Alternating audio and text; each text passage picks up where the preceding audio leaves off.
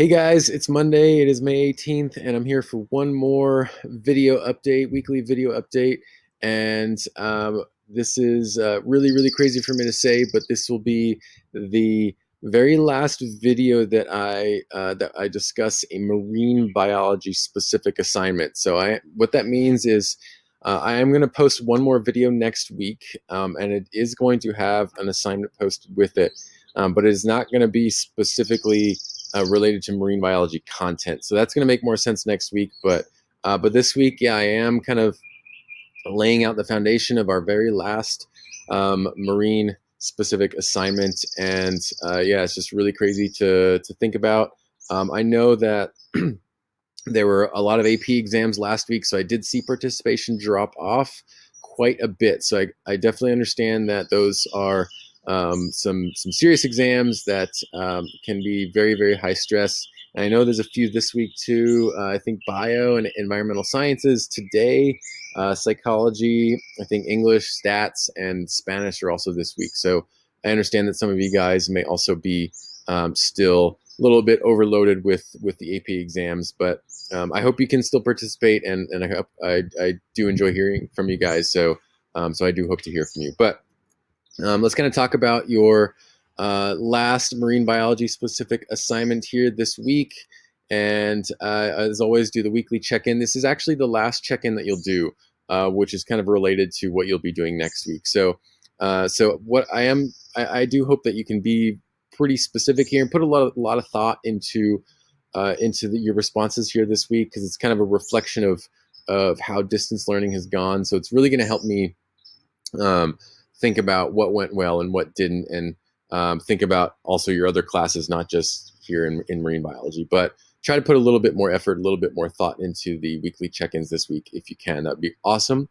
So this unit, it's unit 11. It's called Sandy Shores. This would be a unit where we would take a field trip to the beach, but obviously that's not going to happen. But we talk about sea level rise a little bit in this unit. If you haven't noticed, a big central theme to most of our units is how humans have impacted these natural environments that we've been studying. So sea level rise is one of them because of climate change. And here in Coronado and San Diego and these coastal communities, this is a huge issue that absolutely needs to be addressed. And I think you'll find some value in learning a little bit about what's going on here in our community. But so the assignment's called Surging Seas. It's down here at the very bottom right. So I'm going to run through a couple things on what I'm expecting from you and how to kind of navigate the website you'll be asked to use. So, oh, I guess I got to sign in. Give me 1 second. What's going on here?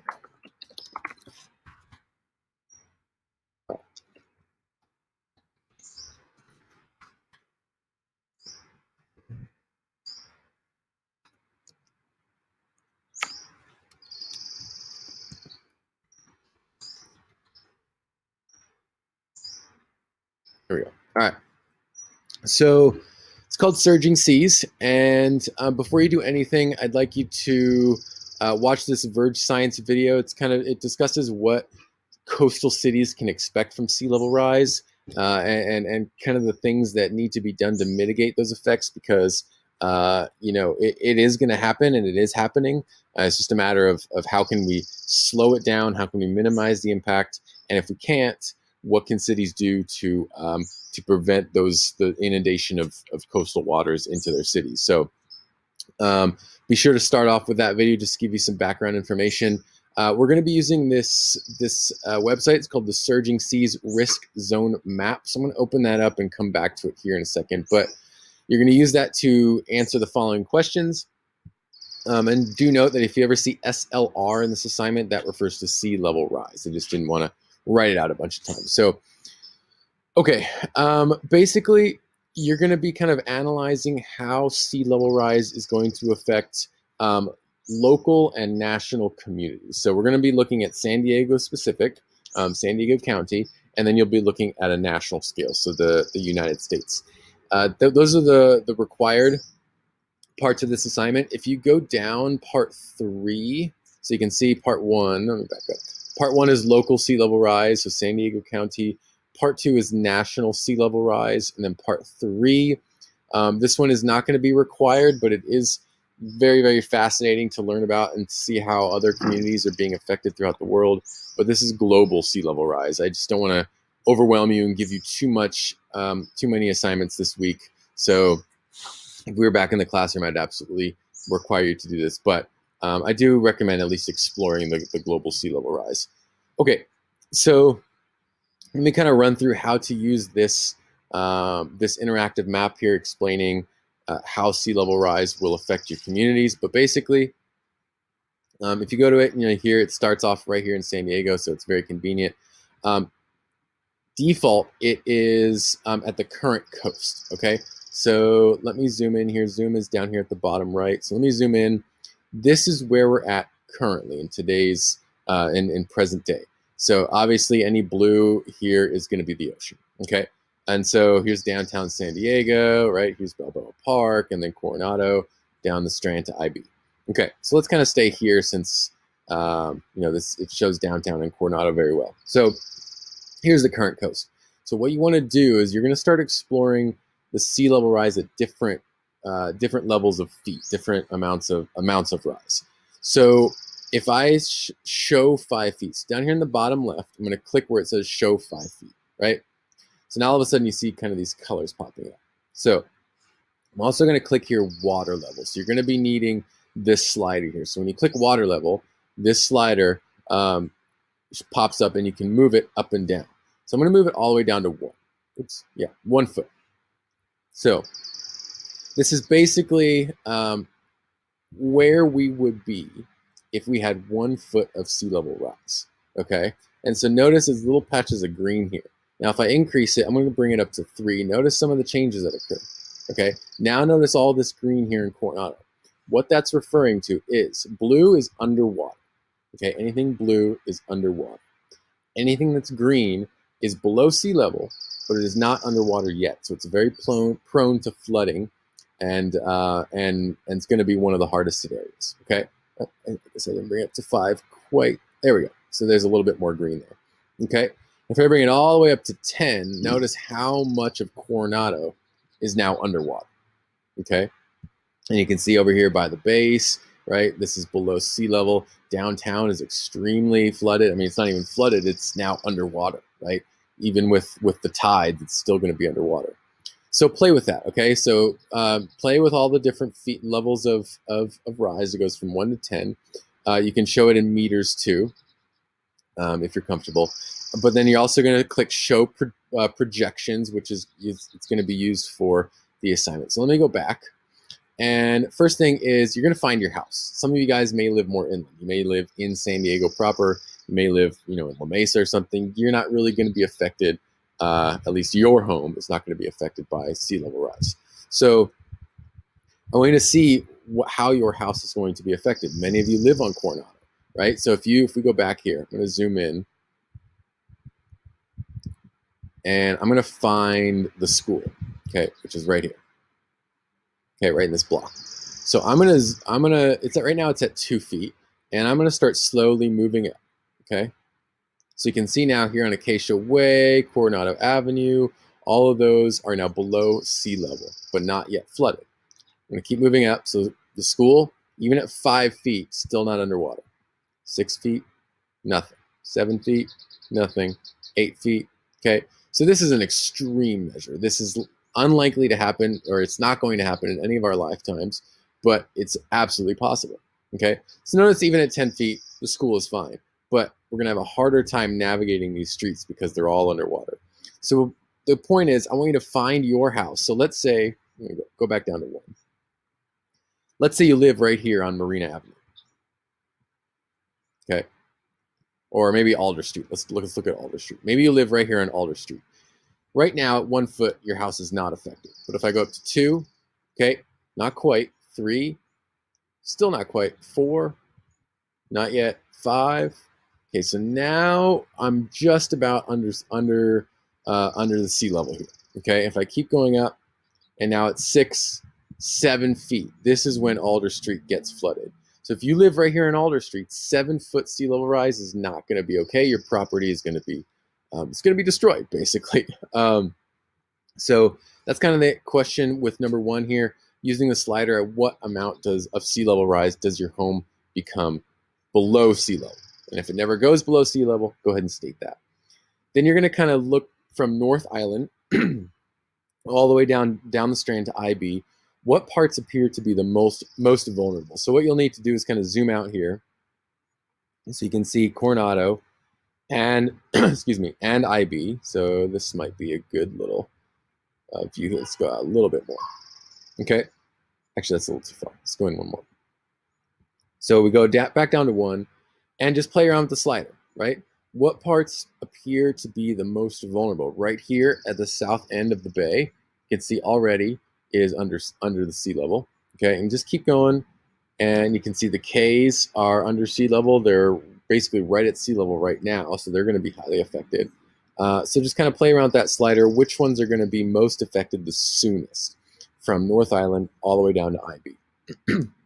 Okay, you're going to do the same thing at all of San Diego County. So look down at the border, all the way down, all the way up to Oceanside. Same thing. Move that slider up and down. Which parts of the county are going to be most affected, and be specific.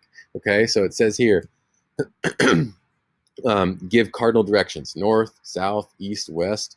Give me some road names too. Maybe just north of Del Mar at the intersection of Camino Del Mar and Jimmy Durante Boulevard, which is right where the fairgrounds are. So be specific, as specific as you can. And then here, you're going to click on See Projections, which I did right here. So see Projections. And this is where you're going to have different scenarios: unchecked pollution, moderate carbon cuts, or extreme carbon cuts. So this is if we make cuts to carbon emissions or not, and how much, or how many different, how much carbon cuts are we making? Okay. So this is for downtown San Diego. So let me do the first one as an example. If we're at unchecked pollution, so we have virtually no carbon cuts, the amount of carbon emissions keeps going up. At 3 feet of sea level rise, at what year is it projected that downtown San Diego will be underwater? Okay, so if we go back here, let's go to downtown, and this is what we're looking at this year right here. So let's zoom in. So unchecked pollution, but be sure you're using the one with the asterisk, okay? Because this factors in new Antarctica research. So we want to click on unchecked pollution with the asterisk. Click on that, okay? And we want to change this to sea level rise, okay? And then we want to look at 3 feet. What is the projection year? So let's bring it up to 3 feet, 2, 3. And then it says right here, 2080.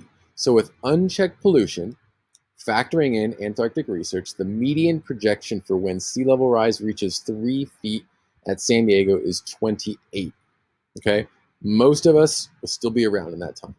So by 2080, downtown San Diego will have 3 feet of sea level rise. Okay, so that's kind of what you're doing here. And then right here, you'd put 2080. Same thing for 5 feet, 10 feet, and then you're going to do the moderate and then extreme carbon cuts. Okay, so that'll be down here. So moderate and extreme. Okay, if we go down now, this is for national sea level rise. So you're going to do a very similar thing. 3 different areas of the entire country that are going to be highly affected by sea level rise. Think of low-lying areas. Louisiana is going to be highly affected. Parts of Virginia, a lot of the East Coast. So really focus in on the East Coast. But don't factor out the West Coast. Continue to look at the West Coast as well. Okay? 3 videos here that go along with these.